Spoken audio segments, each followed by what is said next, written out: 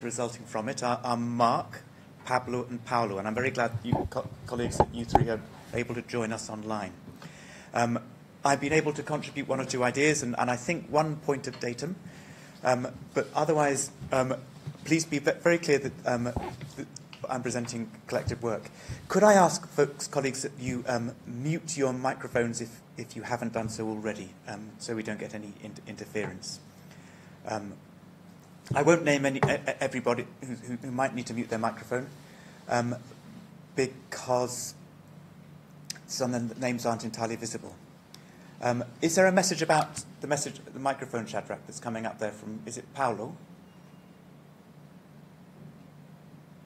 Okay, so yes. We will look into the muting from microphones as we can, Paolo. So, Christine, you said something very important just now. You talked about international standards. What are they?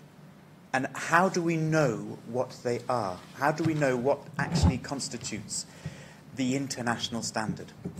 Sometimes it's easy to point to something and say that's not international. So the very first journal I worked in, Conservation Society, it began as a journal about conservation affairs in India. All the authors who wrote about it were from India. All the subject matter was about India. Okay, sorry, Infinix Hot 11. Please could you mute your microphone? We still haven't, the admin has not been able to mute the microphone yet. But unasikia ndugu yangu, naomba mute. I'm not sure if that's come through. Anyway, so all the content was about India. The reviewers were from India. The editors were Indian. That was a local journal. And the task that we faced, as I joined the editorial board, was to increase the international content. We wanted to have articles that were about international affairs, about things that were beyond India. The reviewers, we made sure, were not just Indian. The authors were not just from India. The editors became much more diverse.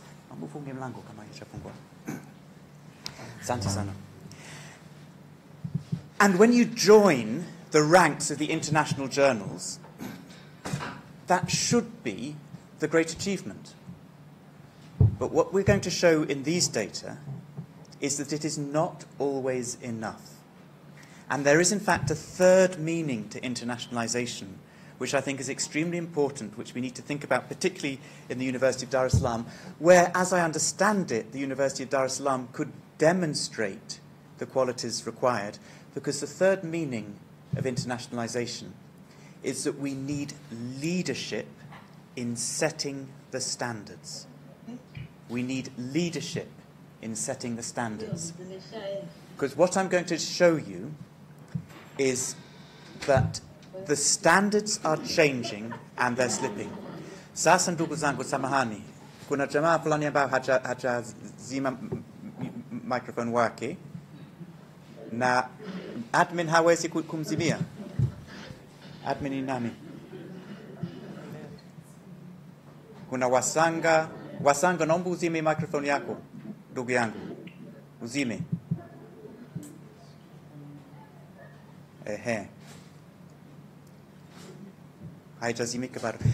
Christine, who is at the admin right now? Lee. Okay. So that then is the task that we're going to face. We're going to be looking at the origins and nature of international standards and how they have changed over time. And the time period we're looking at is 2016 to 2022. And what we see here is that there has been a remarkable growth in academic output which has come in over the last 7 years. From 2016 until 2022, the last 7 years.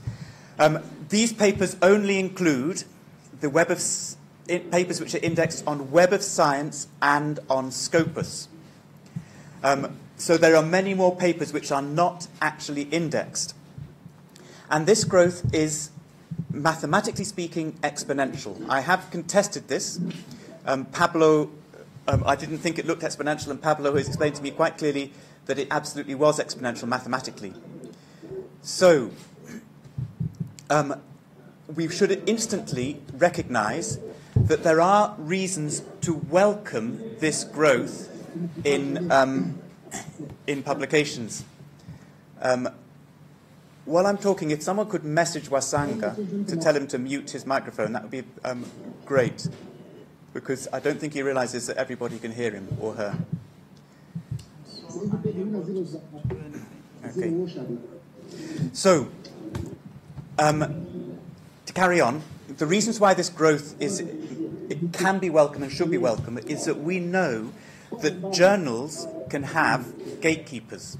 They can prevent people from publishing work which could be published, and more journals, more opportunities to publish are a way of getting around the gatekeepers.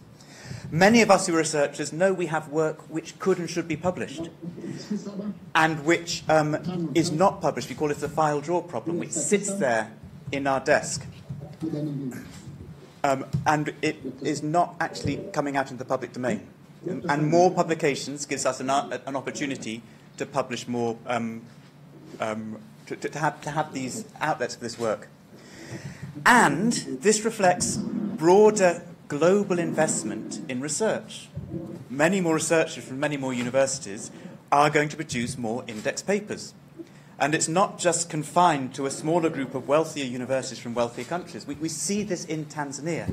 When I began working here in the early 1990s, the two main universities, University of Dar es Salaam, University of Sokoine. And now we have colleagues in the University of Dodoma who are doing world-leading research. They're part of this call now. We have colleagues at the Aga Khan University, again doing world-leading research. You have institutions like the Nelson Mandela African Institute of Science and Technology. I applied for jobs there 4 times, and they said, no, you're not good enough. We have leading universities who are producing more work, so we should recognise that this is welcome. And, at the same time, we need to think about the capacity of the global academic system to produce this stuff. And produce doesn't just mean writing it. It means reviewing it. It means revising it. It means editing it as well. And if we look at that capacity, then this becomes a problem. Because globally speaking, the number of PhDs who are being produced is declining. But this means that, therefore, more papers are being extracted out of basically either what we think is a constant level of researchers. And you can see online editors are resigning because the strain of producing this work is too much. It's becoming more and more difficult to review material because it's harder to find reviewers because the strain of doing this is too much.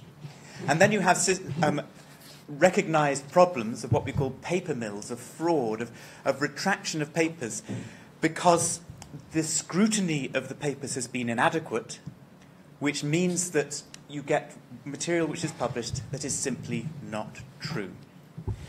And we saw just last month in December, the publisher Wiley, which brought the journals owned by Hindawi, have decided to sunset, that's their word, sunset the Hindawi brand, because Hindawi journals became full of rubbish. And they became full of rubbish because the forms of scrutiny and the pressures that academics are under were not adequate.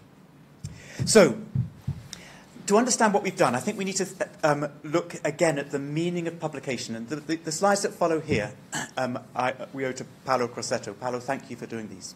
We need to recognise there's been a shift in the meaning of publication.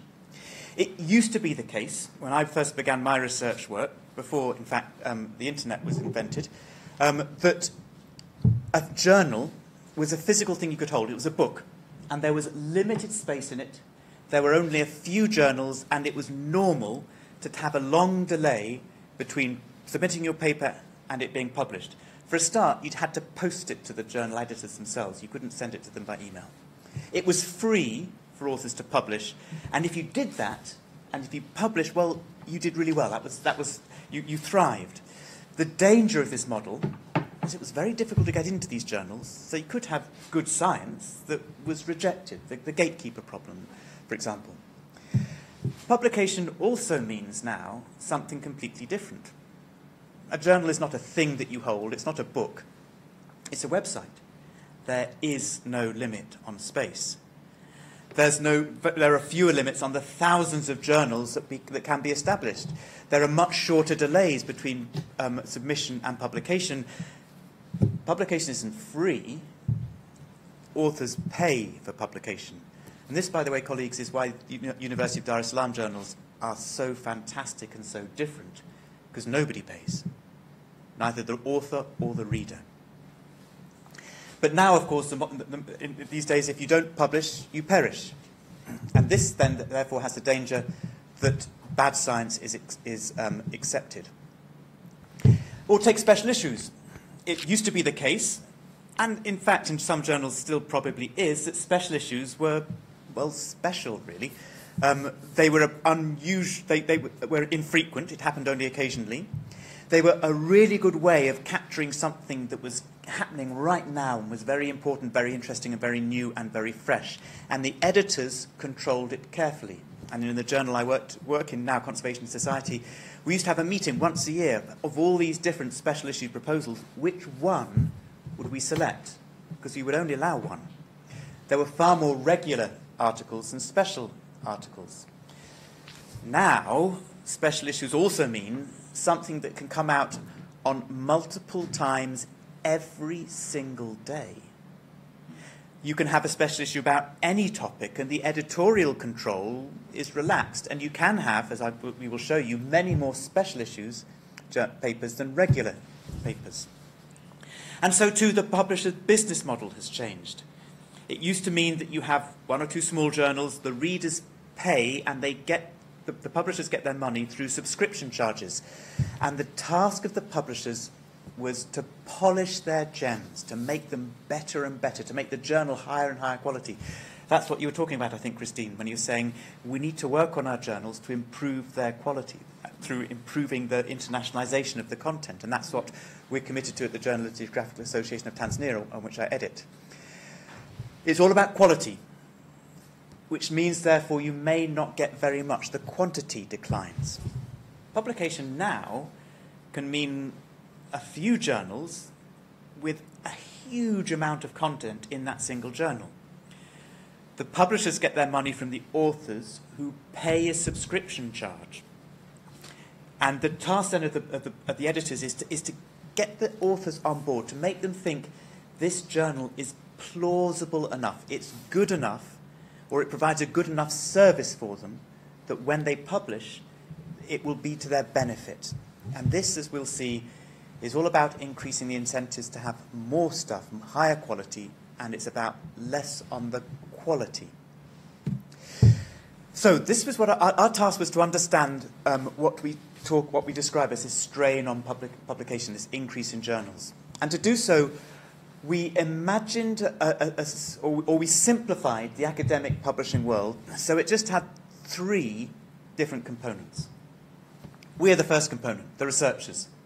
The people who actually produce this stuff, whose consent is required before anything can be published. They cannot do anything without us signing the copyright form, without us sending the data in the papers, without us doing the reviewing or the editing. There are hundreds of thousands of researchers globally, and we're very difficult to control. If anyone's been a head of department here and just tried to manage 5 or 6 academics, you know it's virtually impossible. Global academia, hundreds of thousands of people, it's difficult to manage, to intervene, to change the way a global academic community like that works. It's probably not even a community in the first place.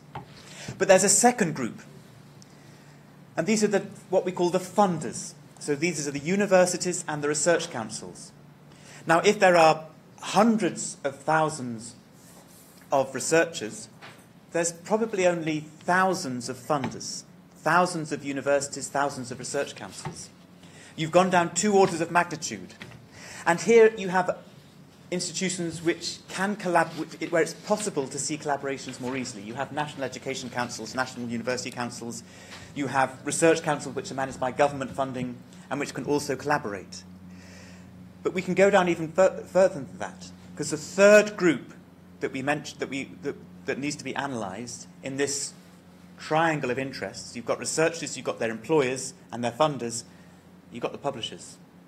There are thousands of researchers. There's less than 100, I think, serious good academic publishers who publish journals. And in fact, less than 20 who are responsible, I would say, for the vast majority of academic output. And so suddenly in publishers, you have a group of institutions where it's possible to imagine controls and limits and governance, collective governance of their behavior. What we do not have, what we have not had until now, is good comparative data about how these publishers are behaving. And that's what we've set out to do in this paper. To do so, to begin with, we took the Scimago database, it's Elsevier owned, and we looked at all the journals that appeared in that database and which also appeared in the Web of Science. So this paper is only about indexed, academic indexed outputs. There's a whole lot of other work which is not indexed, which we've not been able to cover. So we're talking about strain on only a proportion of academic work. But it's a proportion which thinks it's the best. We supplemented that, and we means Pablo, Paolo, and Mark, with web scraping, which we used to determine whether papers were in special issues or not, and what the turnaround time of those papers was. And we supplemented those data with direct requests to 8 different publishers, the biggest publishers, we think, who are producing most academic work. And we asked them directly for data, for example, about things like rejection rates, as well as sending them the first draft of this paper for them to comment. What did we find? Well, first of all, let's just go back to this graph here. You've got 1 million more papers produced in 2022 than in 2016. A very dramatic increase in that 7-year period, from 1.9 million to 2.8 million, which is not matched by the new PhDs. Now, now that increase in PhDs, or changing shape in PhDs, which I'm showing here, refers only to PhDs from the OECD countries. That's where those data come from. However, if you add in India and China, which we can't put on the graph because it's a different form, a different presentation of data, but if we provide comparative data and include India and China, the graph doesn't change in shape. So we think this OECD pattern represents a global reality. We are not getting enough new researchers to produce all these extra papers. Where does that increase come from? Which publishers are producing all these papers? The publisher which produces absolutely the most and is responsible for the absolute greatest increase is Elsevier. But the proportion of increase, which is highest, comes from MDPI. Following that, in third place is Frontiers. And you can see that Elsevier has increased gradually from many new journals, but look at the steepness of the increase of the MDPI curve and Frontiers. MDPI back in 2016 was around the last place of the publishing houses we're looking at. It's now the second most important in terms of its indexed papers. In 2023, they had a whole load more of papers indexed, which means their contribution to the indexed papers here is going to be even greater. A great deal of the growth has come from them. But there's also an interesting way in which MDPI and Frontiers are producing those steeply increased lines that you can see on this graph.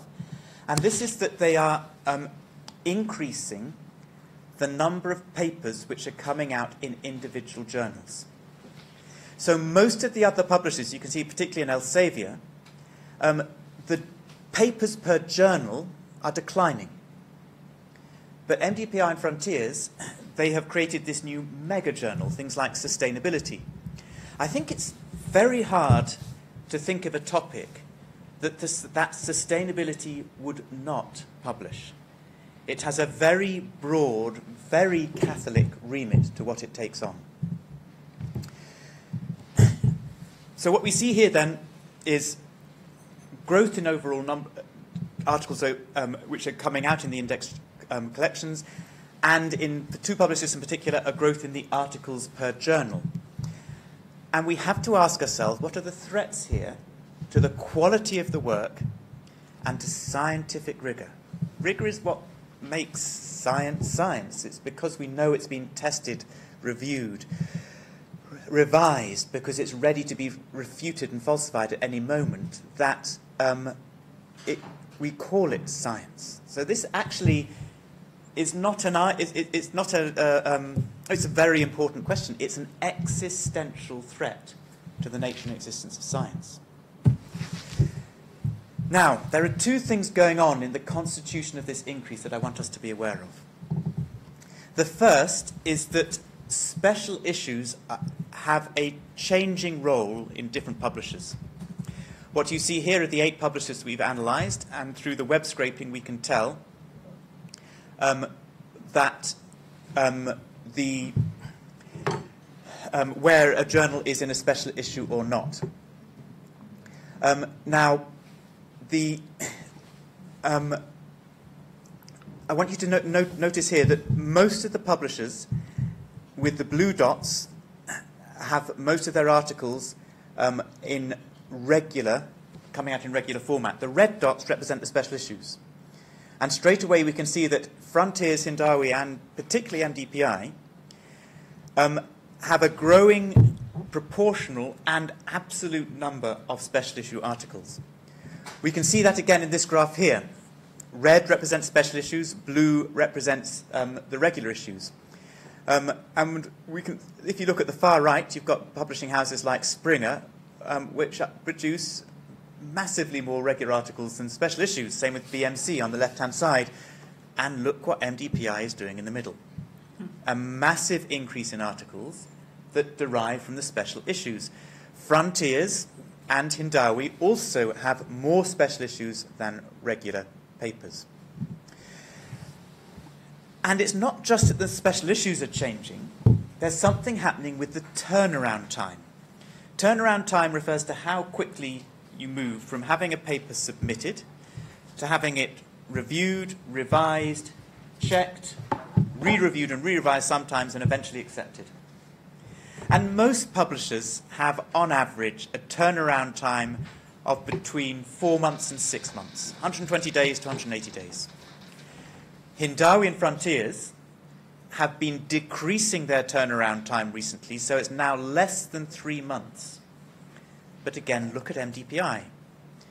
They early on got their turnaround time, which was low, just around 60, to 37 days. And I have to ask myself, as I hope you are too, is it really possible to submit a paper, have it reviewed, revise it, rewrite it, and have it re-reviewed and accepted within 37 days, and for that to be done well, for you to maintain your quality?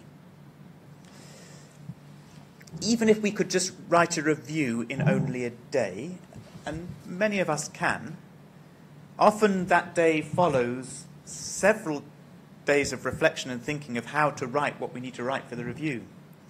And I personally find when I get reviewers' comments, I want to do them as well as I can. I don't want to rush them.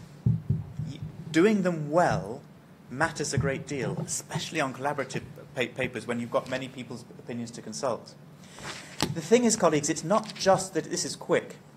It's that it's universally quick. If we look at the standard deviation around the 37 days, it's, I think, plus or minus 5 days. And again, I have to ask myself, how is it possible for journals across many different disciplines to produce so uniformly fast a turnaround time? Now, the other thing about turnaround times is that turnaround times for special issues are faster. And you can see that in this graph here.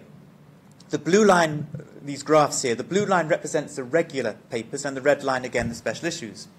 And we can see that in most journals, not just Frontiers, Hindawi and MDPI, most journals, the red line, the special issue line, is below the regular paper line. You can see that for BMC, we can see it for PLOS. Not for Springer, interestingly, but certainly also the case for Wiley. MDPI, even though their turnaround time is 37 days on average, it's a day faster for the special issues. And this difference is statistically significant, given the hundreds of thousands of papers produced. Now, why might this be the case? Well, we know that special issues are just a very good way of growing a paper. And this is because I can go to people and say, look, you're an expert in your field, and your field's really interesting and really important. Would you like to do a special issue? We'll make it cheaper for you. And you go to your friends and your colleagues and say, we've been invited to do a special issue. You feel special. And your friends and colleagues will know about reviews that you can go to. And this is something which is scalable. It's easy to work up to produce something larger. The threat, obviously, is that if peer review is happening so quickly, and if everybody knows each other for most of the output, then you're going to have a difficulty keeping hold on the quality. Now, I would insist that special issues can be special. They can be something which matters. At the Geographical Journal of, sorry, what's our journal called? JGAT. The Journal of the Geographical Association of Tanzania, we are planning to have special issues because we know it's a good way of bringing in an international clientele. And I can tell you all, colleagues, one thing about these special issues in the journal, in our journal at JGAT, and that is that they will be special. They will be difficult to get into. The editorial scrutiny will be extreme, as severe, if not more severe, than the other papers, and we're not going to make it faster either. These issues are going to be something that it will be a privilege to publish in. But we have to maintain that standard because the international standard of special issues is in fact slipping. So, Gabriel, non uzime mic, samahani kidogo. Asante. Okay, let's move on to rejection rates. Asante. The thing about rejection rates is that these data are not easily available at all. It's very difficult to get rejection rate data, with the exception of the MDPI publishing house, which is the best at being transparent and making their data readily available. There's also no clear definition of what the rejection rate actually means, and there's certainly no clear link between rejection necessarily and quality, and I'd encourage you to read the paper to explore that. And we've tried to divide up rejection rates in different ways. We've looked at rejection rates as they vary according to the age of the journal. We've looked at variation according to the number of publications that have been produced. We've looked at the relationship between rejection rate and citation, as you can see on this graph. And the only thing that appears to matter when it comes to what explains the trends of rejection rates is the publisher. Rejection rates are peculiar to publishers. We only have 4 whose data we can share. The interesting thing here is that there is a common trend again with the MDPI. Their extremely transparent and available data shows that as these journals have become larger and more productive, particularly in the last 3 years, for which our data are collected, that rejection rates have got lower. It is, in fact, now harder to get your work rejected than accepted. Rejection rates are below 50% for most of the journals and most of the papers coming out. And in fact, rejection rates are lower where there are more special issues. That's what this graph shows. Journals which have a greater share of special issues for both Hindawi and MDPI have lower rejection rates, which raises the question, well, does this show us that it is, in fact, easier to get into these special issues than it is in other cases? The problem here is that we don't have good sector-level data. the publishers' housing are not being transparent, and it is the publishers who dictate the scope of the journal, the editors who are dictating the scope of the journal as to what gets accepted and what not in their work. Now, with respect to quality, most of us will be familiar with the idea of impact factor as a measure of quality of a journal. How many citations are accrued by papers on average in a 2-year period? And the trouble with the impact factor measure is that it is easy to manipulate. And you can see that in the fact that impact factors have increased universally across all the different publishers. And we have to ask ourselves, why is that the case? We think the reason is that publishers want impact factors to go higher, editors want impact factors to go higher, authors want impact factors to go higher, and we want to be cited more. And this instantly produces a perfect alignment of incentives, which means that everybody wants the impact factor to go up. So we're all going to be doing things, likely, which will increase that citation rate. Is there anybody here, and you're lucky if you're online and don't have to show your hand, but is there anybody here who has never cited their own work, for example? I'm afraid I have done that. I think I've done it more than once as well. It's a common practice. Editors love it if you cite work in their journals. In fact, I deliberately, when I'm submitting work, I want to see what work has been debated, what issues have been debated in that journal, because I want to engage with those debates, which means I have to cite them. And of course, the publishers want exactly the same thing. This means that impact factors are not stable as a measure. If you had an impact factor of 2 in 2016, that might be equivalent to 4 these days. We know also that the number of references per document have increased. Mm-hmm. Now, this is a very good thing. It means, colleagues, academics are becoming much better read. We're reading much more. It might just be possible that academics are citing work that they haven't read properly, which of course is deplorable. I'm sure nobody here has ever done that. But nonetheless, we are citing more references in the papers which are coming out, which will, of course, drive up the impact factor. COVID has something else to do with it as well. For some people, COVID meant more writing time, more reading time, more things to cite and more things to produce. So impact factor goes up. It inflates, and we need to control for it. And what we have done, and this is Mark Hansen's work, what Mark has done is he's found a way of coping with the fact that impact factors obey Goodhart's law. Impact factor is a measure. It's a measure of how prestigious a journal is. But it's also a target. And as soon as a measure becomes a target, Goodhart's law states that it will cease to become a measure. Because we will try to change our behavior according to that measure. That measure becomes our target. You're told to produce more papers? Fine, I'll produce more. There'll be rubbish papers, but there'll be a lot more of them. And that's what you want. Well, I can do that.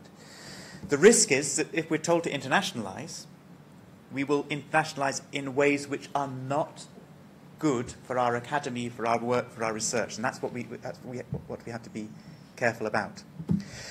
What Mark did is he compared the impact factor, the raw number of what citations are produced in the last 2 years, with the Scimago journal rank, which is a measure of citations that controls for the fact that we cite along our networks, that we self-cite, that we cite the same journals, and it doesn't reward this practice of self-citation. So it's a more rigorous measure of how often a work is being cited.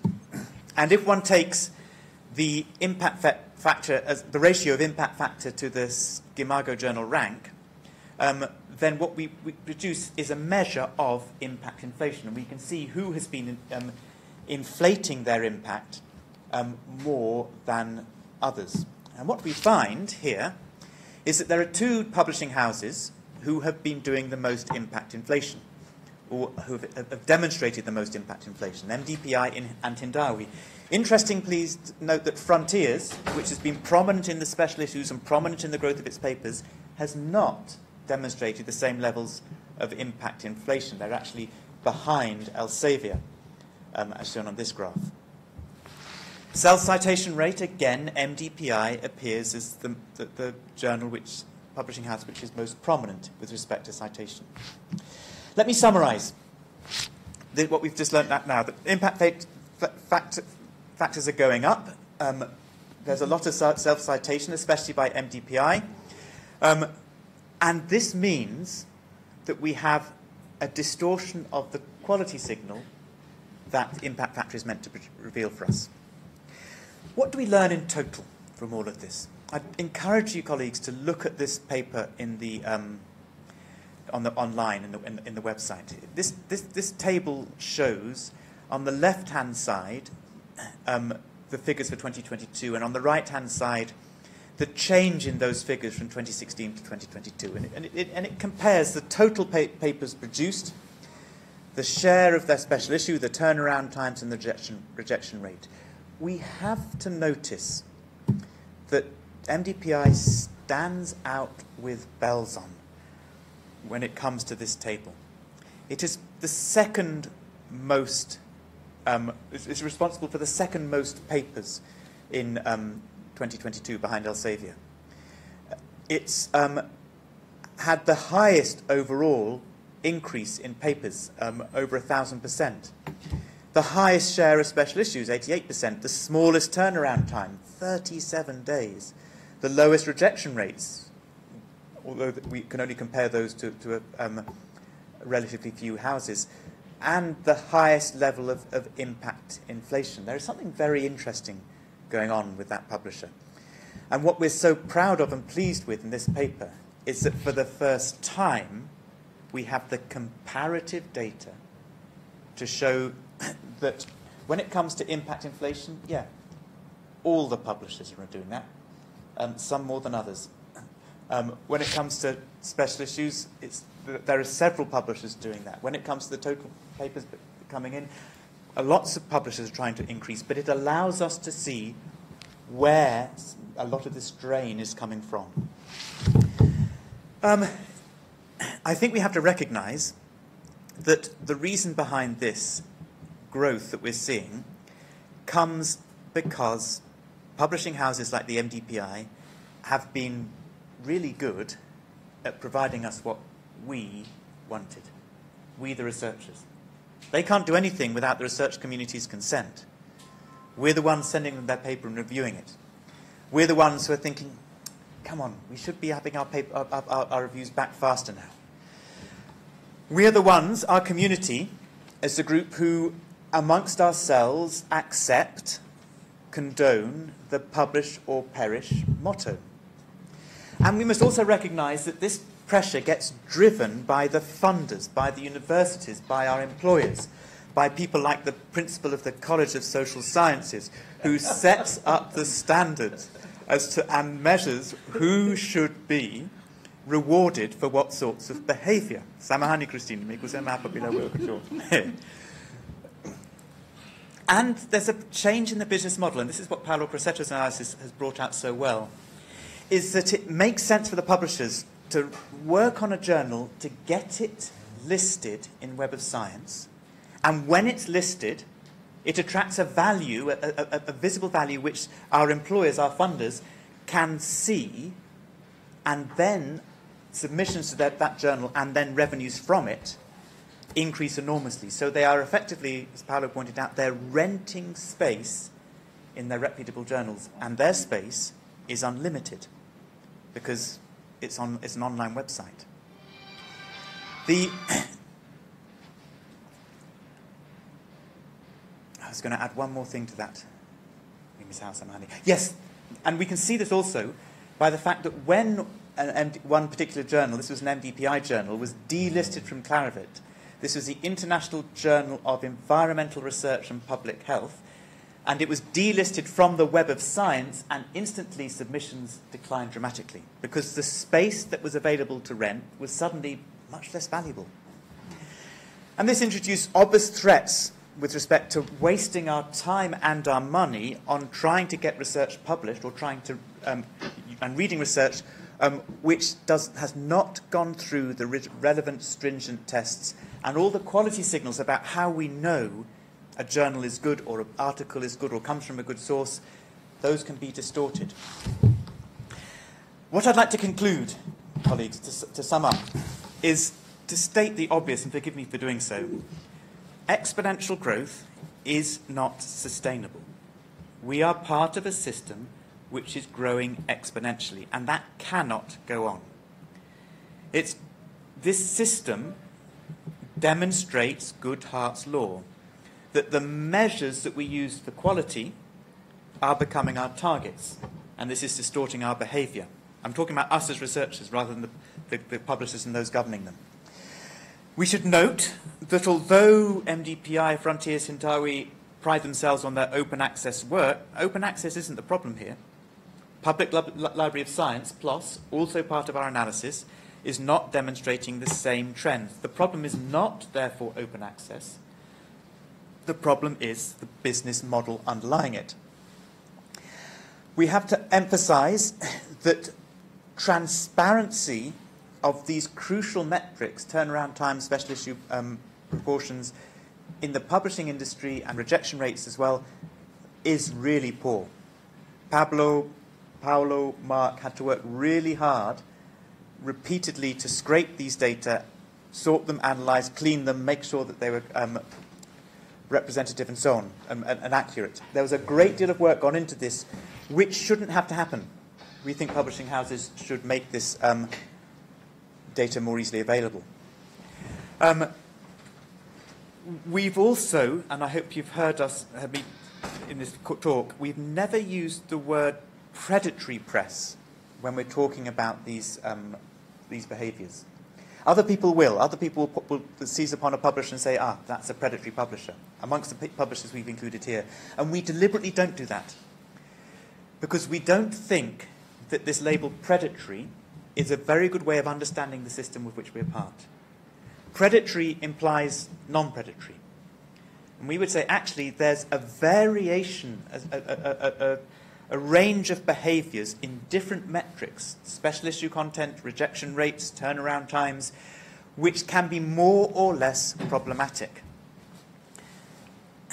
And we have to look at the constellation of these different metrics before we start using these labels which determine a particular press to be within or without the best practice.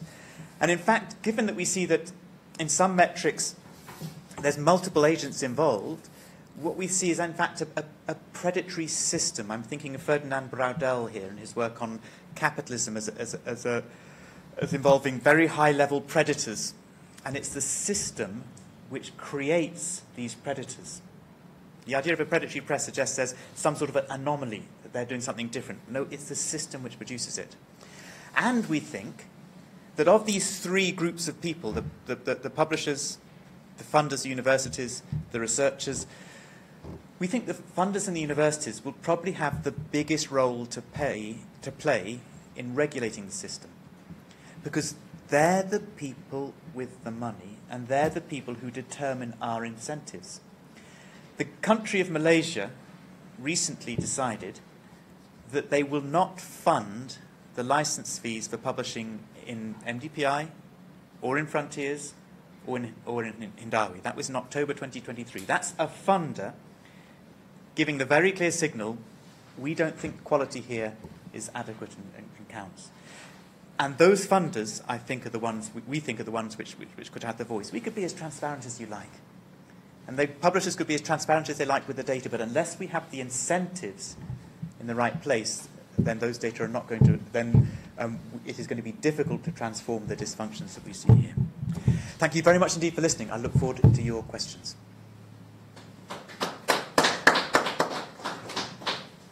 Thank you very much, Dan, and colleagues.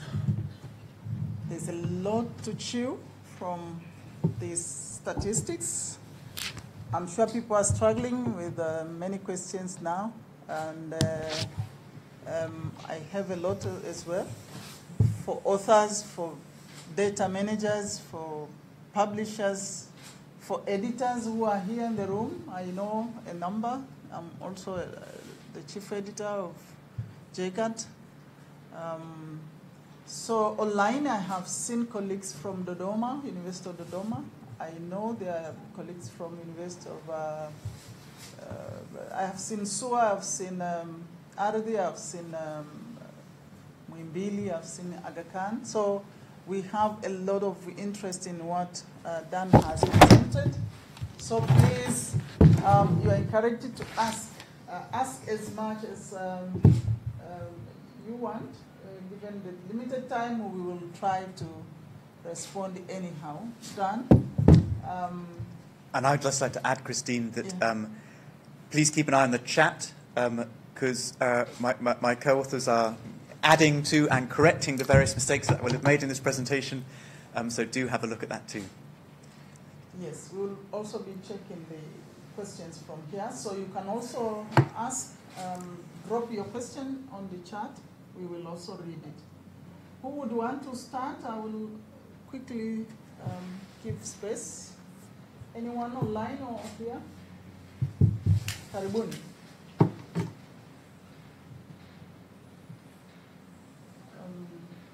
Searching for a hand. If we can start, people in the room. Karibuni.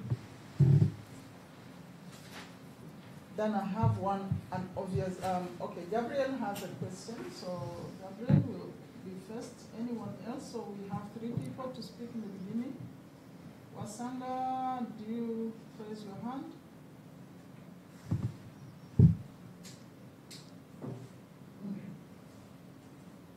Wasanga, do you have a question? Hello, we can hear you. Yeah. Thank you for the nice presentation. Following the presentation from the professor, I have a single question to raise. Do you hear me? Yes, Hello? we can hear you well. Thank you. Please continue. Why MPDI is mostly treated as a predatory journal? Okay. Thank you, Asanga. I did. You asked, why is MDPI thought to be a predatory journal? So, Perfect. Yes. okay, let me answer this then from my own personal experience, because I had a dispute on Twitter with somebody, a colleague, good colleague and friend, who did not like my early reports about MDPI, because this person thought that MDPI was a predatory press. And I had looked at their data, which was so easily available, and I could see that their rejection rates were particularly high. Were not particularly high, but were well over 50%. And I thought, would a predatory press, which earns its money from publishing anything, reject more than half of the work which is submitted? If their income was 200 million Swiss francs a year, and they've got a rejection rate of over 50%, they could earn 400 million Swiss francs, more than that, if they, by accepting more stuff. So I didn't think the label was appropriate. And as I said, but your question is, why do other people think it is? And the reason for that, and this is what my angry colleague was, frustrated colleague was explaining to me, is that there have been warning signs that MDPI was not behaving in the right way. Editorial boards were resigning. This was the most important thing. People were complaining that reviewer comments were not being heeded, that people would recommend rejection to a paper, and then they would find that they were being accepted.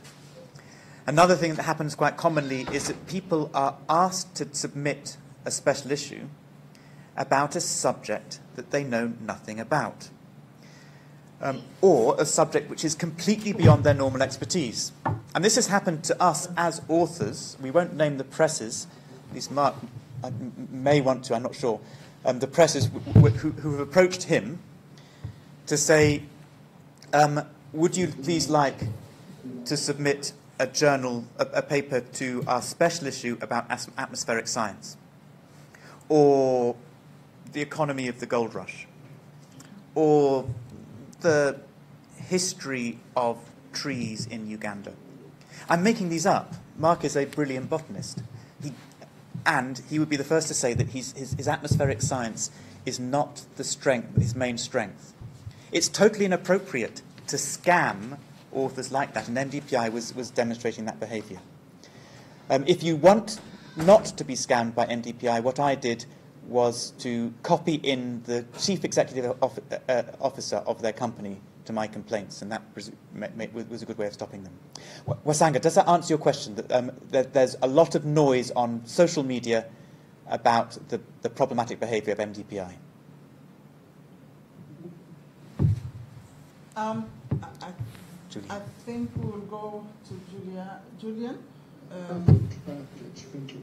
Karibu, and then Emmanuel will come. Anyone else will continue. And Wasanga, would you mind muting again, please, so we can, for the others? Thank you so much. No. Asante, nakushukuru sana, asante. Karibu, Julian. Julian, karibu sana. If you want to unmute and ask your question. Yeah, thank you, Dan, for the nice presentation and overview on the publishing business. I have a question, and maybe I would like you, based on your experience, to clarify. Before, by the time I started this publishing business, it was, I was told that, those journals which cannot, which review quickly the paper and give the results. Sometimes that journal might not be good because of this rigorousness which the peer review process is not taken into consideration properly. But in your presentation, you have highlighted some strengths, especially on the editors, that some of the editors are now resigning, and some of the these reviewers are overworked. But if you look at some of the journals, and these journals have high impact and high citation score, you find that they have very low, little time to give feedback about the journals submitted. For example, some journals, they indicate that they can give the first decision within 3 weeks, up to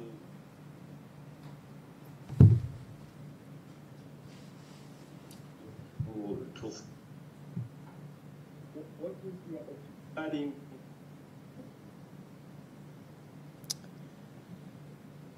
Julian, of the journal, given that high as a high impact factor, and still the review process is too fast? What is your opinion on that? So Julian, I'm afraid your question cut out at the crucial moment. Could you repeat it, please? Okay, sorry, somebody, yes. And in fact, Julian, it's cutting out again. Sorry, somebody. Could you write your question? Can you hear me now? Only intermittently. What I suggest you write your question down and put it in the chat. That would be the best thing, I think. Okay. But I Can you hear me now? Try it now, and if not, we'll put it in the chat. But try it again now, please. Okay, let me try. No. In a very summary, Julian, could you summarize? Yes, yes, my question is on the time of the first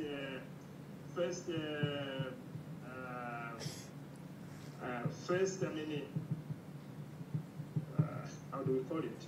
Yeah, my question is on the first reply on my paper, which is submitted to the journal, which is believed to be of high impact or high citation score, but still they can give the first reply within 3 weeks. what is your opinion on the quality of that peer review process? So thank you, Julian. Please do mute the mic again as well, Julian. Thank you. So there is a complicated relationship between rejection rate and quality. It is not always the case that a high rejection rate means you get very good quality papers. The best journals, Nature and Science, I look at some of the stuff which they produced and I think, oh my goodness me, that was really bad. And the next thing I think is great, now I can write a letter to Nature and Science and show them how bad it was. You have to be careful about this relationship. Nature and Science will desk reject within 24 hours, 48 hours. They put a lot of resource and time into that, and I'm grateful to them for doing so. To me, I think the only criterion for good quality reviews is what the reviewers write. It is welcome if they're able to produce that work faster. And it's a pain if you get a desk rejection after 6 months when you were promised one after a month. But the only criterion for quality in review process for me is the actual substance of the review. Can we move on to Emmanuel? Karibu sana ndugu yangu. Do you want to unmute your microphone? And thank you. Karibu sana Julian. Karibu. Julian, Emmanuel, karibu. Asante sana. Okay, thank you, Professor Dan. Are you hearing me? Yes. Hello? We can hear you well, thank you, Professor Emmanuel. Dan, are you getting me correctly? Yes, we can hear you. Thank you, Emmanuel. Karibu sana. Oh, okay, thank you. Okay, thank you very much. I enjoyed your presentation, was very interested, and I got a lot from your presentation. I have a simple question regarding publishing in a reputable journal. For example, I published a paper in a journal. For example, the tires of state, and later on I recognized that my paper will be published in a predatory journal. Is it possible to take the same paper and publish it in a reputable journal? Or shall the procedure to follow to draw the paper in the predatory journal? Thank you, Prof. I've not come across this question before, Emmanuel. I think the answer is no. And this is because no journal will take anything which has previously been published. And in my experience, you have to sign a form which says this work has not been published previously.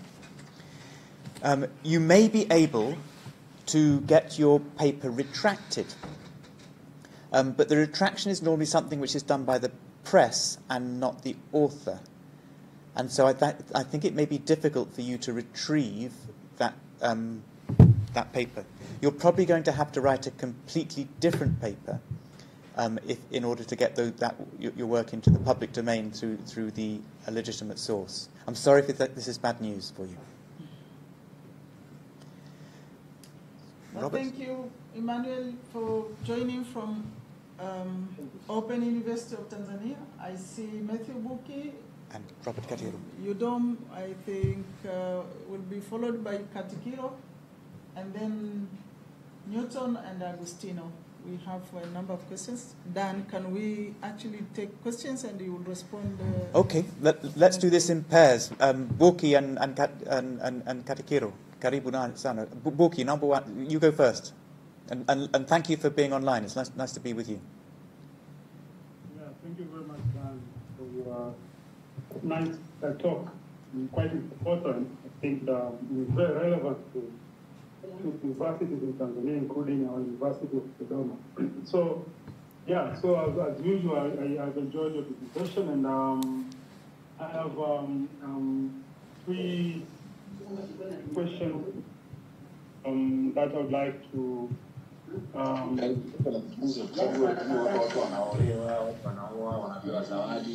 Eti Samuel, naomba uzime mic yako, unasikika? To discuss. One,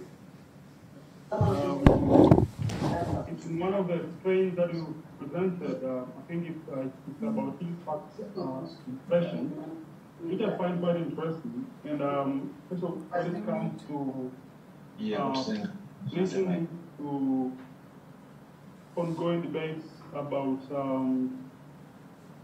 diversification of voices, voices from the marginalized, issues of representation of the marginalized authors and researchers.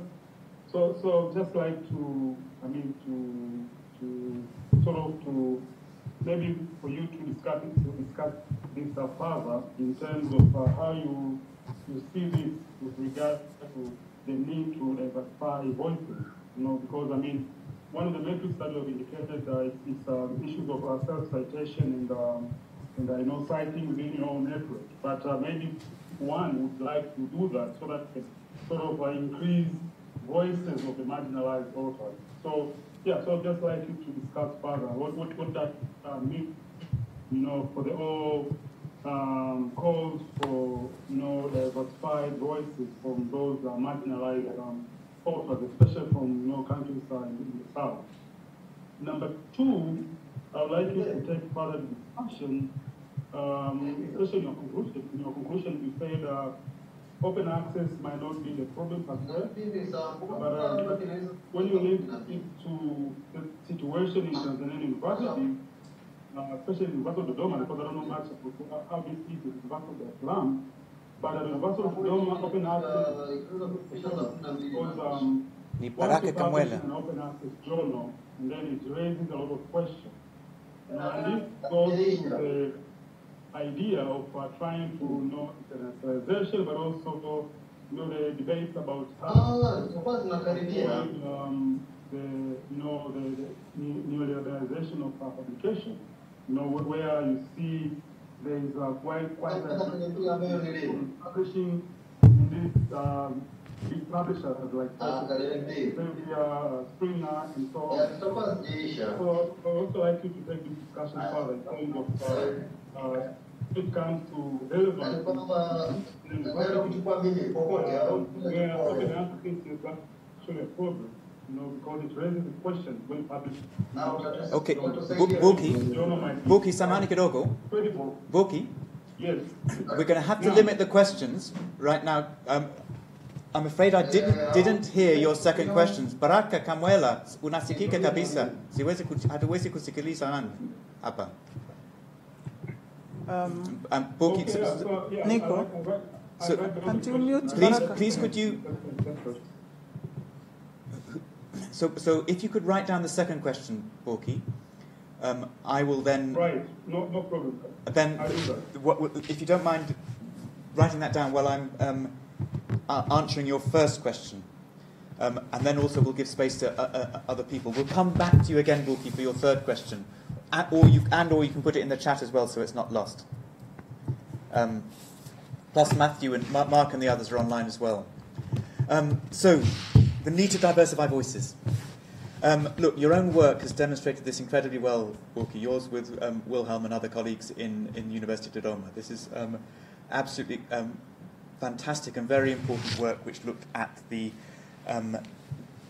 research patterns of who does the research on Tanzanian conservation and ecology in the last 50 years. And what you demonstrate so well is that it is dominated by voices from the global north. This domination in Tanzania has come in the last few decades. And you have to ask yourself, how is it possible for this domination to happen?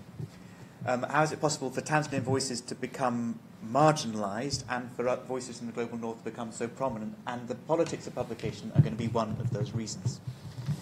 Precisely for the things that you mentioned, Borki, that people will form an epistemic community and an epistemic grouping.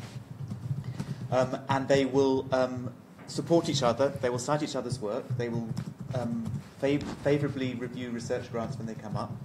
This is normal academic behaviour. Self-citation is one of the ways in which we give credence to the people and recognise the authority of people who have helped to educate us in the first place. That's why I cite your work, because I think it's important, it matters, it tells me things I needed to know, and I want to make sure that your work gets that recognition. And So self-citation or citation of your network is not in and of itself a bad thing. In fact, I'd say it's very much part of the way in which academia can normally be constituted. It's the way it historically always has been constituted. What we're talking about is how much self-citation happens. So I would encourage you, Borki, to carry on citing and building up your network through these patterns of citations, and ask yourself, am I doing this in ways which is excessive? Are there voices which I'm ignoring? We can also see that part of the struggle here, and over the politics of academic practice in publishing, it's subject to racism. You can read online, and you can read in published papers, complaints against NDPI and people complaining about the spamming of NDPI because it came from people with Chinese-sounding names or from Chinese-sounding institutions. Yes, people were saying this on social media. Or people coming from places and parts of the world which are thought to have universities which are poorer quality. It fed in, the politics of publication feeds into racist practice and attitudes amongst academics, particularly in the global north. So part of the reason why I'm saying we need internationalization in the form of guidance and leadership from places like University of Dar es Salaam is because I think you're going to be less racist than other institutions. And you can provide that sort of leadership of saying, folks, that we cannot have this sort of practice.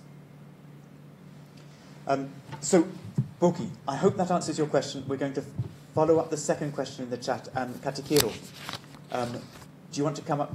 Please could you unmute, and please could you ask your question? Okay, thank you very much, Dan. This was really informative. I have one question, Dan, and I just want to get your perspective based on the presentation that you have made on how we as scientific community, and means both authors, publishers, and reviewers and editors together, reinforce the ethical standard in publication processing. Because the way I see it, that there's an increase in pressure. We want to get recognition. We want to ensure there's a rapid dissemination of findings. At the same time, we are competing for funding and tenure.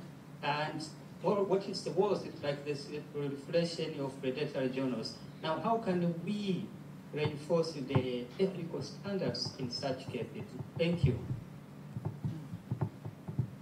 Thank you, Katakiro. It's good to hear your voice again, and thank you for that question.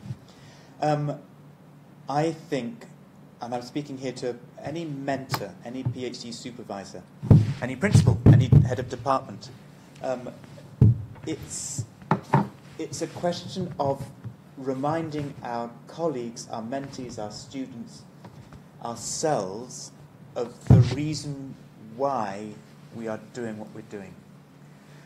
Of insisting that you cannot cut corners, and making it quite clear of what the implications are, what the risks are to your reputation as a researcher if you do cut those corners. If you publish a lot of work in journals where it's easier to publish because it's faster, because it's low rejection rate, then this will have material consequences for your reputation, for what people think of your work, even before they've read it. Even if your work is good, we will be thinking, but why did they publish that in this journal? It's about as well building up a love for peer review. Now, this may sound hard and difficult, and it may sound strange, and I'm been more than usually fortunate because I come from a very academic family, and so I had close relatives who were peer reviewing my work from quite a young age. But what they taught me quite clearly was that a critical peer review, somebody who writes everything that is wrong about your work, that is the most valuable thing. That's the best thing. And I think I've published around about, I suppose, 150 or so, maybe a bit more than that, peer-reviewed papers. Each one has probably had between 2 and 6 reviews, because most of my work gets rejected when I first send it in. It's only after I've been through the revisions 2 or 3 times that it gets accepted. So I've probably got a sample size of at least 300, maybe 500 reviews of my work over the years. With only 2 exceptions, by far the best reviews I have ever had, the reviews which I learnt the most from, are from the people who rejected my work. And they told me exactly why this was wrong. Only 2 occasions have I had a rejection review and thought, that was a mistake. Only on 2 occasions. On every other occasion, and there are lots of them, most of my work is rejected.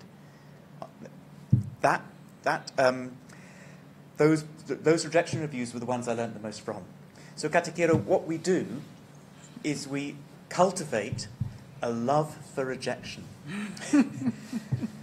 Because if we love the rejection, if we love the rigor, then we will go to the places where we can get that sort of serious, careful treatment. I hope that answers your questions, Katakiro. Do tell me if not. We'll go on to Augustino and Newton. Augustino, you go first, please. Karibu sana, Katakiro. Thank you, Dan, and thank you as well the organizers. Mine just one, just to understand the global distribution, the geographical distribution of your findings. Just to understand where such contributions come from. Asante. That's a brilliant question, and we have no answer to it, I'm afraid. We haven't analysed which institutions are publishing in which papers in which journals. For geniuses like Pablo and Paolo and Mark, that's a web scraping task which they're likely to have concluded before this seminar is finished. They are that good. Don't let me down, folks. Can I have a quick summary of those data by 4 o'clock? You've got 26 minutes. Seriously, because you know, it's a very interesting question, and I would, but we do not know the answer to it. That's the place for future research. Sorry, I can't help you there. Newton, please unmute and let us have your question. Thank you very much, and Madam Christine, for this coordination. And actually commend the presentation. My name is Newton Kiando from the Tanzania Institute of Accountants in their campus. Yeah, I have 2 questions. One is that I would like to get a comment from your presentation. I see on your analysis you are kind of putting a doubt on the time that is spent for turnaround as one of the criteria to classify or to kind of to question the quality of paper. Can I get your comment on what's the role of the technology in facilitating the communication? Because I believe that when you review for 6 months does not make it necessarily a good review. But again, the information exchange is quite fast. What's your comment on that line? The second part, the second question is that I would like to hear from you. I've not heard about the aspect of investment in the publication. If you have heard it clear from Madam Christine, that when you have more than 20 journals in a university, and you have 85 or 87% are being classified as local, if I connect that to what you have said on the journal from which you have described a very nice aspect of internationalization, which is calling for international participation in the review process. I would like to get your comment. What do you say about the investment that is supposed to put in a journal? Because I look at it, I think what we're investing in our journals kind of make our journals local and static, while the quality of the work, they actually not as local as one would say. I connect this to an interaction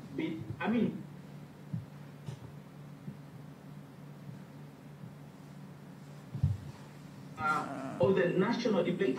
If you compare to what's going on in the foreign journals, at some point, some of the debates, they are not on the same page. If I take an example, I'm from the education disciplines. If you look at the conversation on access and quality of learning in Tanzania, it may not be in the same page as the same debate on access and quality of learning in the global north, because you are dealing with the artificial intelligence, while we are still struggling with infrastructure and content. And that debate, they may not fit in the same journal. Okay, Newton. Thank you very much indeed. These are two really interesting questions, and in fact, I think your second question is close to the question that Bulki asked about internationalization and neoliberalization and the role of profit in academia. So I'm going to try and address both of those and answer your question as well, Bulki, at the same time. So, with respect to technology and speed, I want to be very clear that the fast turnaround time is something that the market demands. It's something that researchers demand. It's something that we all want. So we can't point to publishers and say, oh, your turnaround time is, you're making us publish our work too quickly. You're then harassing us for papers and reviews and things, but this is something that we do sign up to. And we also have to recognize that there will be some academics, I mentor some academics, who have to produce 5 papers to get a permanent job within a particular time, and they may find themselves in a position where they have to go to a journal which produces a very quick turnaround time. Otherwise, they have no job. That's the pressure they're under. And their employer doesn't mind if it's a bad journal, that they go there quickly. Speed is built into the system. As a mentor, I then say, well, you can do that, but after you've got your job, don't do it again. And if you do that on joint work, take my name off that paper, because I don't want my name associated with that work. What you're doing is necessary but dangerous. And I mentioned this, Newton, because this issue of technology, I don't think is relevant to the question of speed. All the publishing houses we've looked at have roughly similar forms and levels of technological investment. There's no particular publishing house which has got a much better journal management system, or is way ahead of its controls over AI, or has a better reviewer management system. They're all, in my experience, reasonably similar. So I don't think technological factors can be responsible for the variation in speed that we see. I think here we have to look at the behaviour of other researchers, and we have to look at the behaviour of the institutes and the institutions which are governing them. Now, this question of investment and cost. This, to me, is really important, because all this discussion which we've been focusing on, which I found fascinating to research, has not mentioned one of the most important things, which is the profits that journals are getting and publishing houses are getting from free academic labour which goes into producing these papers. We do not charge them for the papers we send them. We do not charge them for our reviews. We do our editing work for free. And in response, they say, thank you very much. You can read this paper if you pay us $40. Or if you want to publish open access, no problem at all. 3,000, please. If you want to publish in Nature, $11,000 to publish brilliant research. And if other people want to read it and you don't pay those fees, then it costs even more. And they will justify this, Newton, by pointing to the investment that they have put in to processing papers. Journal publishing is never going to be free. Now, I think Mark was telling me the other day of research which shows that it costs around about $1,300 to process an article from start to finish and to publish it. There aren't any printing costs for many journals these days. But all the website work, the technology to prevent AI from coming in, the proofing, the finalizing of figures, all of that activity requires investment. And we need to pay these people well. When I have my work converted into journal format and proofed, I want to make sure that the person who's doing that is going over it carefully. I want them to be well paid.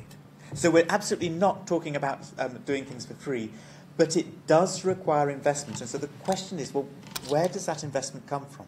University of Dar es Salaam journals, platinum open access. Nobody pays to publish in them, nobody pays to read them. And this is because of the generosity of the University of Dar es Salaam in saying these journals matter to us. We want them to have a good profile. And this then takes us to your question, Borki, because you say that in Tanzanian universities, publishing in open access journals raises questions because Tanzanian universities emphasize publishing in big publishers. And yet these publishers are critiqued as engines of neoliberalization of academic publishing, because we're just generating profit for these neoliberal publishers. And how does that dilemma fit in the call for internationalization in Tanzanian universities? Look, in one respect, Borki, it is a dilemma, but it's a dilemma that I don't think we can take on as individual researchers. We can do things like we can withdraw our labour from publishers which we think are particularly problematic. Hence, I'm concerned about NDPI standards. I don't send my work to them anymore. I've sent one paper in the past. That will not happen again, and I don't review for them. I also do the same for Elsevier. Wherever I can, I withdraw my involvement in them because I think the levels of profit and that they extract from academics is too high. I'm in a secure position, Borki. I've got a job in a fantastic university and I've published a lot. I can afford, personally, to be fussy. But if your government is saying internationalise and publish in those big publishers, then I'd encourage you to do so. And for someone as prolific as yourself, Borki, for someone in a position who is publishing a great deal, you can also vary your strategy. We can produce a portfolio. We can say, I want these really interesting papers, that they will get accepted into international journals, and I'm going to send them to international journals. But it's not the only thing I'm going to do, because I also want to publish in journals which are open access, where everyone will be able to get the paper. This is partly why this work I presented, which is yet to be published, has been put in the public domain on an archive, the preprint archive, so that anybody can access it anywhere. It's why, and I've sent this paper to you, Borki. We've got a really interesting paper about publishing patterns in conservation affairs in Tanzania. That is only going to be published in the Journal of the Geographical Association of Tanzania. I want to make sure that my work comes out in that journal. And we can all play that game of building a portfolio which doesn't try and fight the system by ourselves, but which does allow us to move our work around places where it can matter and count. I do hope that answers your question, Borki. And I know you had a third question, and I don't think we've got any more. Yes, we have some from okay. the room. Samahani. I have seen 3 hands, and 1 is mine, and the 4th. Let me start with mine, please, because it connects with what Borki asked, that we are so preoccupied by the ranking of universities that come every other year or every year. And it happens that there are already so many private ranking sources. And this drives how universities respond, because it's a lot of pressure when your university is very low in the rank. So your data is telling us also a lot about, distortions and inflated impacts. How would you advise, if you were to advise top management of universities in this kind of thing? The trends, as I understand it, things. Oh, forgive me, colleagues. Matthew, Mark, Pablo. What is the name of that movement not to look at citation indexes? Is it called DORA, or no? That's the directory of. We will get the answer very shortly. But there are movements to say no. We should not be looking at numbers. We should be looking at substance. Samahani anayeongea azimie mic yake. So Dora is promoting to ignore impact factor. Thank you, Pablo. Dora is the name I was looking for. So that there are alliances, international alliances of universities, who are saying we're not going to be using citation rates or impact factors blindly in ways, or preferably at all, in things like promotion decisions. Okay. And this is welcome because it requires us to look at the substance of what people are doing. I don't think it's difficult, for example, to promote internationalization within the journals of University of Dar es Salaam. And this is what we're planning in the Journal of Geographical Association of Tanzania, JGAT. We want it to become more international. We want to have more international content, more international reviewers, more international authors. And this is about the substance of what goes into the journal and what will be then interesting to a broader readership. I don't think we've ever talked about ranking for that journal yet. No, it's a discussion which is ranking free and creating environments where ranking isn't mentioned as a word. Now that's the challenge, I think. By the way, colleagues, Dan Brockington and myself are chief editors of Geographical Association of Tanzania Journals, so you are welcome to publish with us. That was just in between, other issues. Dr. Kamanyi, Dr. Kibona, and then Lema. These will be our last questions, I think. Please make them brief. Yeah, thank you. And can I check, while you're talking, can you be heard online? So, okay. Can Asha needs to mute her microphone, but you talk. Okay, I will proceed. First, thank you so much for this very enlightening, I think, presentation. We are getting a lot from it. I had a lot of questions, and most of them have been answered along the way. I remain with two issues, quick ones.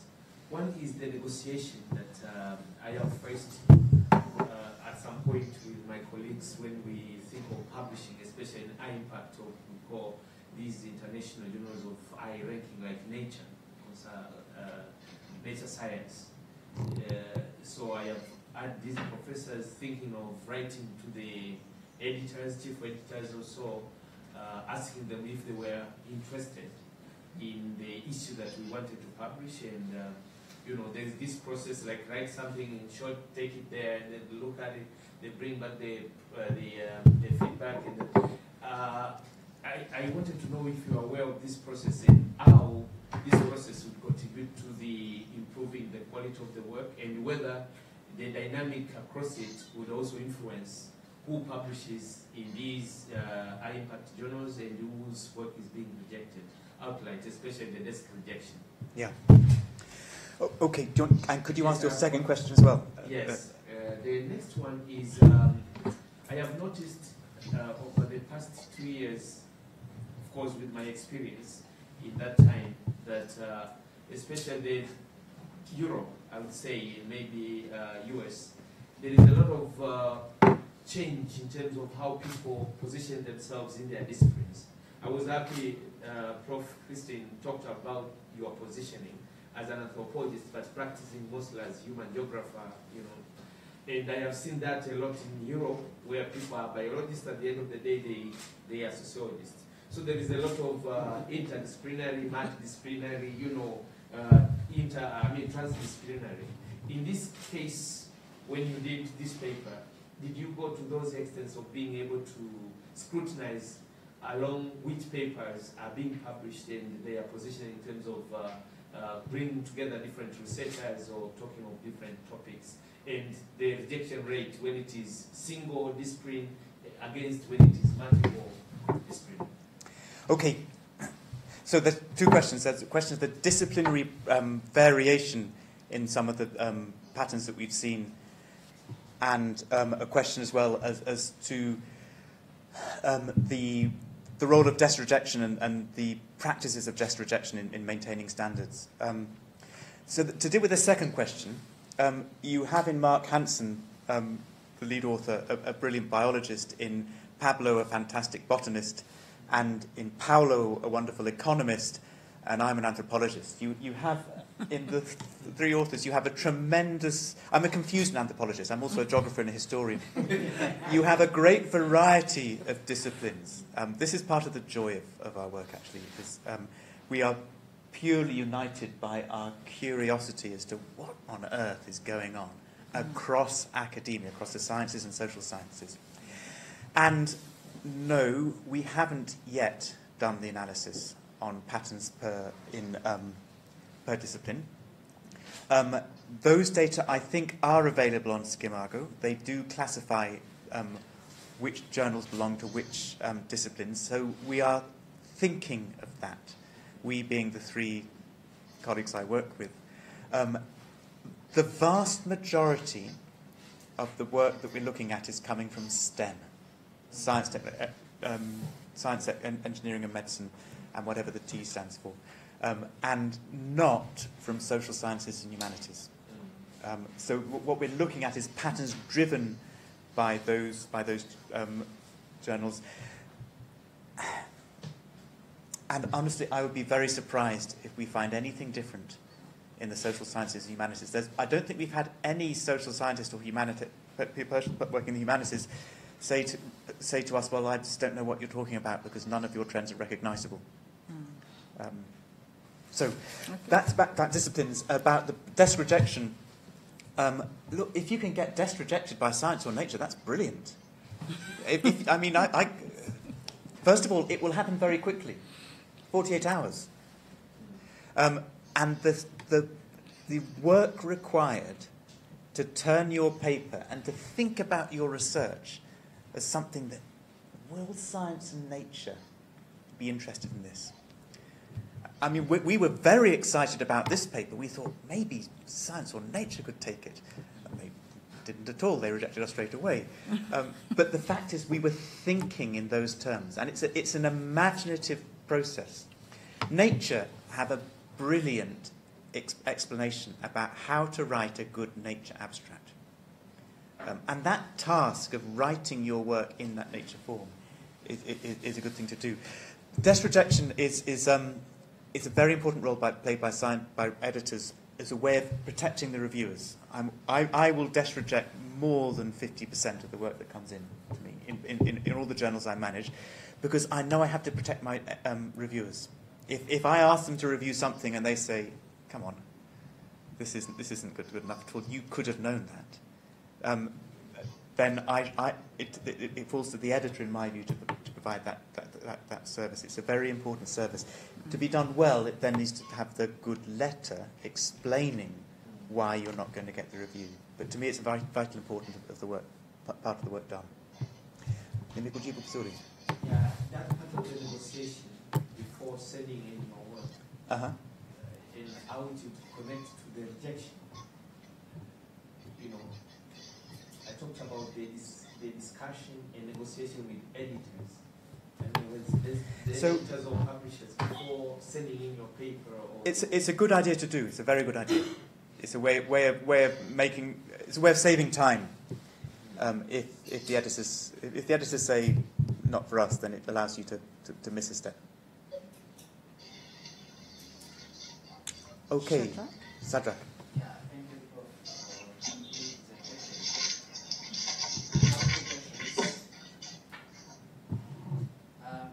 One is on the, you know that MDPI, Serbia, really, these are just publishers, but they have a good number of journals which are published by those journals. Is there a way that is one can transfer the right from one publisher to another? If maybe, decide to change it, so maybe there a way you can change. Another question that being predatory or maybe low impact factor, with low impact factor, is it a necessary condition for anything?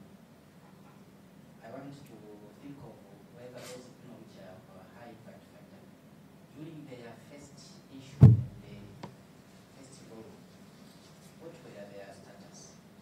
So that maybe even if we have some journals which are low impact factor, so that you may think of maybe expecting to have high impact factor. Anyway. Okay.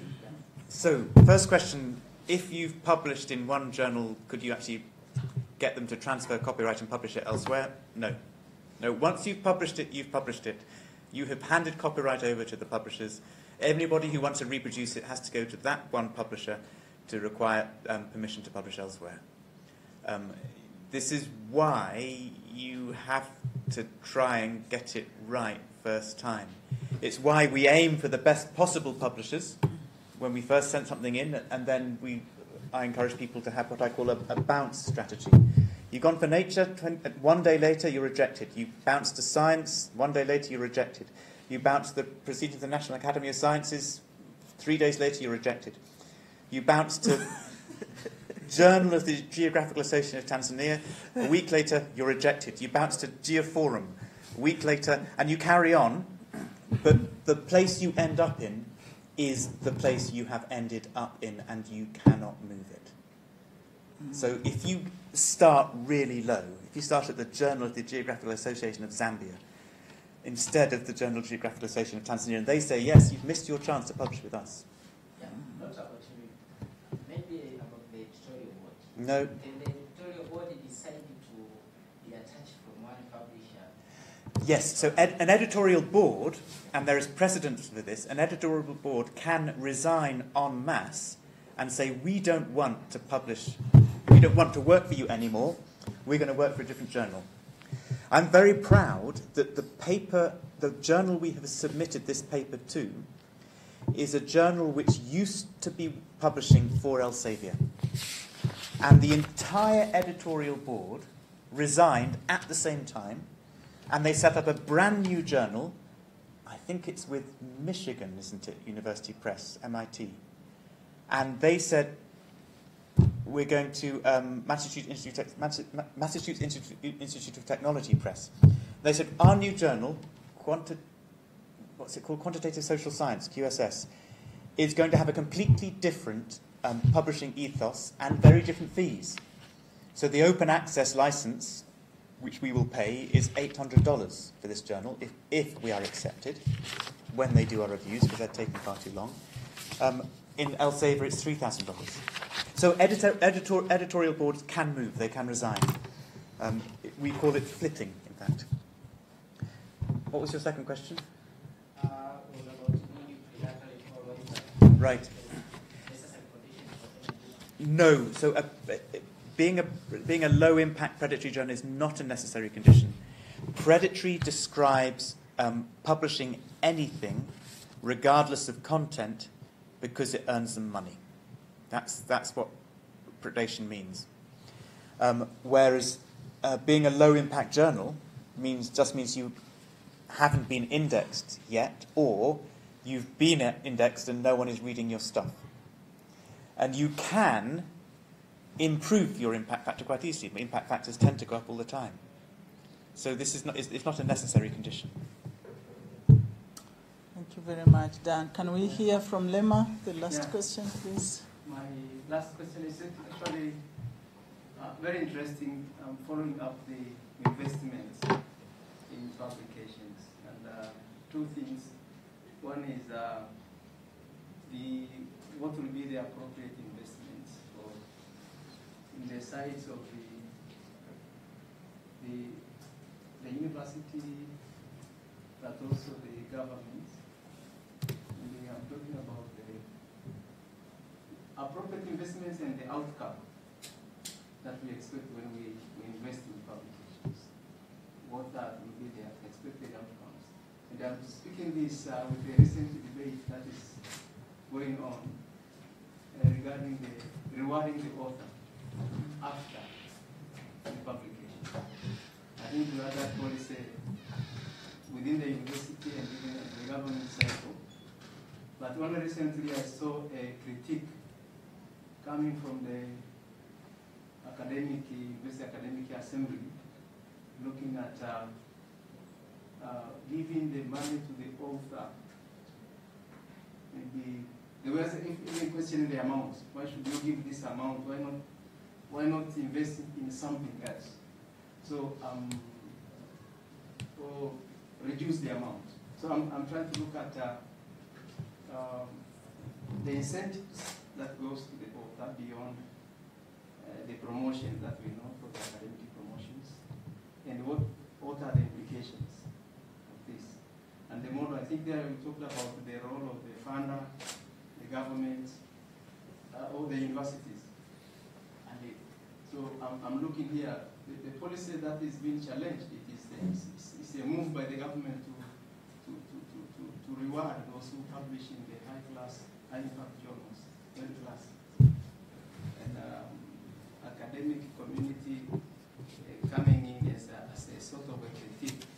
So I think it is also a policy question. And we're actually talking with the Minister for Education. And that's where that critique came from. And I was surprised. Even the Minister was a little bit confused. Is it bad to reward these people, to give this amount?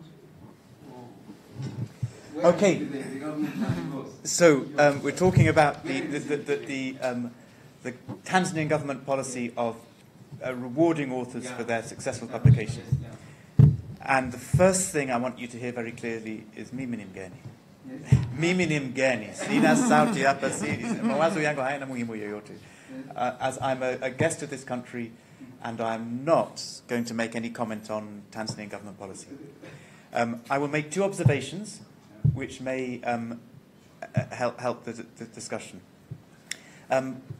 Three observations. The first, actually, is that when I hear a call for internationalization of academic research, I love it.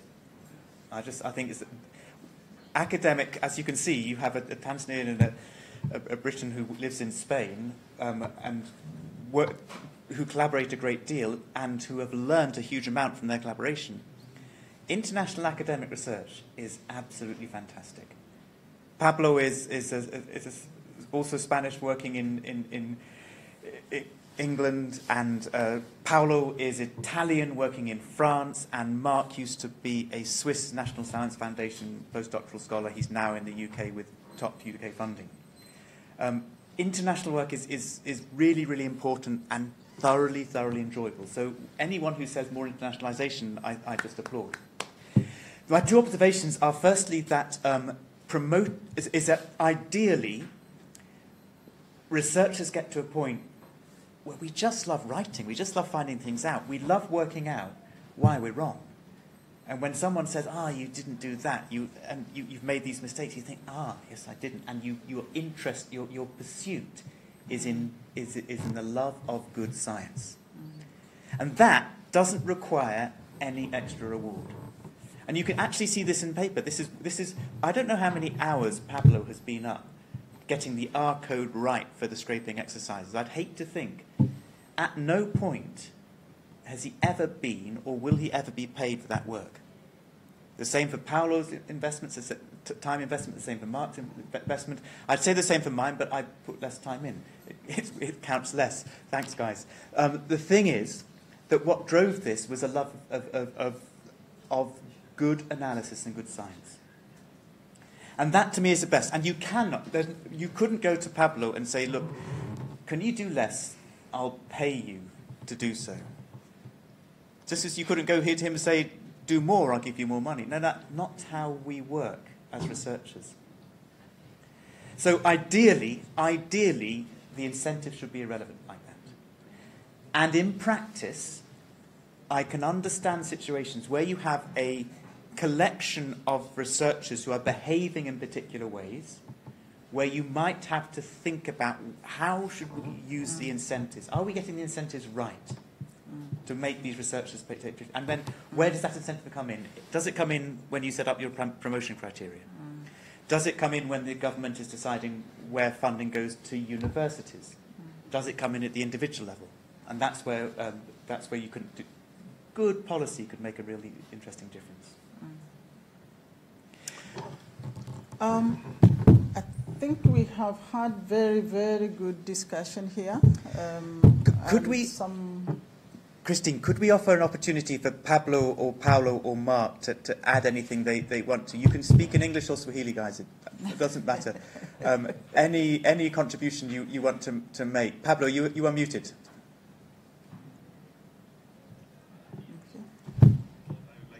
To thank you. I think Dan is one of the most humble persons I know. He always, I haven't done anything. He's lying. He's done a lot, but he doesn't want to acknowledge it. And mostly, I think the conversation has gone very well. So I don't have anything extra to add. But if you are looking to publish something, you are afraid of falling into predatory practices, it's always right to ask a colleague what they think about that journal. And I understand there are pressures to publish in the most prominent journals and all of that.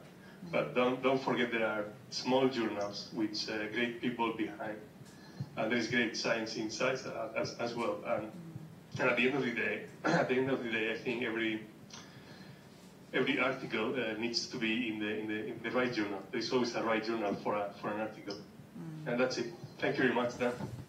And thank you very much, all. Thank you, Pablo. Thank you very much. Paolo, Mark, you're going to jump in. You don't have to. You'd be welcome to if you wish.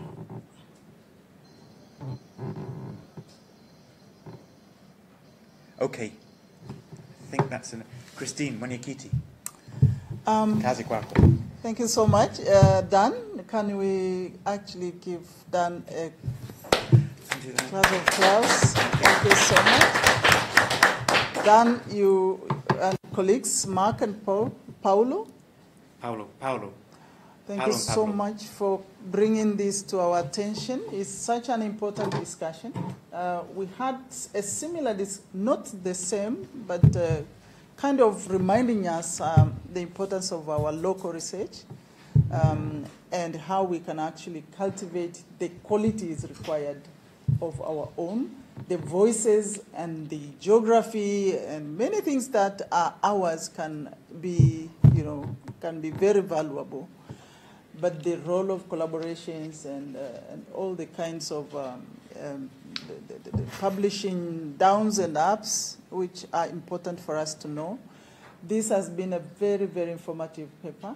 We are very happy to have you here and the rest online. I thank you people who joined this discussion today. We had about 42 people online.